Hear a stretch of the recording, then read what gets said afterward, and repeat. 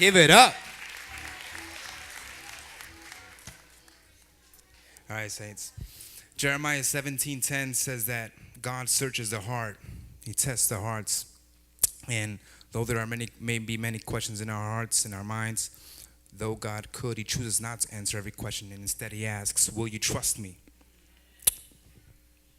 The name of this is called, It's Only a Test. Tell your neighbor, it's only a test.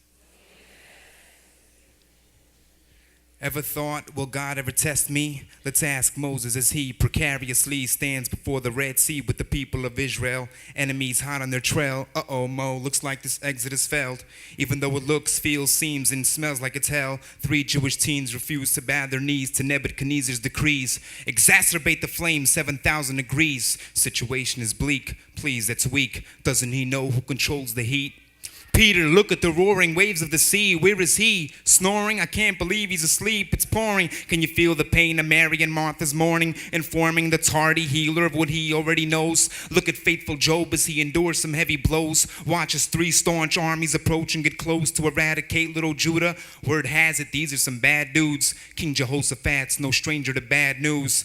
Why is the Almighty silent when the enemy's violent? So quiet while you're going through a trial? You must learn this. When God seems indifferent to the burdens of his servants, there's a purpose. He's testing a heart that he's purchased. May sound like nonsense, but agape, you're a work in progress, and molding's a part of the process. Because you see, redemption wasn't cheap. For your souls, the blood of Christ was invested. What will you do when your fate's being tested? Don't ever assume you're smarter than God. Man believed the Titanic was truly unsinkable, and God asked Abraham to do the unthinkable. Do we love him above all else? It's how daddy likes it. So what will you do when God asks for your Isaac? It's irrational that God would ask you for that which you love most. But don't strive with the Holy Ghost. But you don't understand how much this is hurting me. Will you trust him even in the midst of uncertainty? When the events that unfold don't make any sense at all? The one you thought you would marry randomly forgot how to love. You had it all figured out. Wedding vows, honeymoon, new house, even the canopy. Now you're scratching your head saying, Lord, how can it be? You lost it all. You lost it all in the fire. You lost it all in the fire, came home to find irreplaceables burning. Right after being inspired by an amazing sermon, the things that you're learning, how unusual, everything's beautiful. Next thing you know, you're in your best friend's funeral.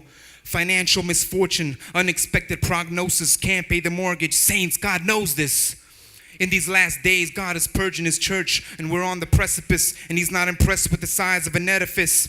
It ain't the purpose. He's tired of some mega churches that seem alive on the surface, but inside smell like carcasses. He would not have us to be just another church. Trials and tribulations, he knows it hurts, but pure gold must first be tested by fire.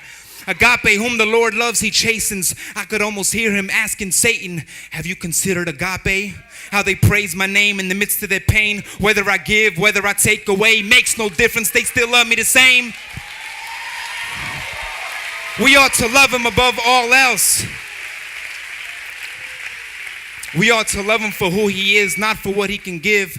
He is our source. So agape, I say, stay the course. Don't give up when the going gets tough. And at midnight when you're calling upon him and all you hear is crickets, just trust in him, because rams still get caught in thickets.